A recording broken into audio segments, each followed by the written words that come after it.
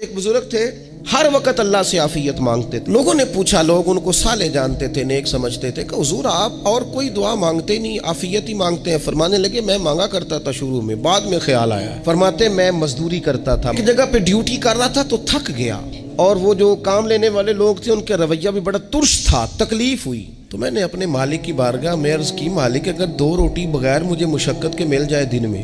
کہتے ہیں میں نے یہ دعا مانگ لی، ذرا میں تھوڑا آگے بڑھا تو 2 بندے آپس میں لڑ رہے تھے، میں ان کی صلح کرانے کے لیے آگے بڑھا تو میں جس کو چھڑا رہا تھا دوسرے نے میرے اوپر ضرب لگا دی، میرا بھی سر پھٹ گیا۔ تھوڑی دیر کے بعد وہاں پولیس آ گئی، وہ تینوں کو لڑنے والا سمجھ کے اٹھا کے لے گئے، مجھے جیل ہو گئی۔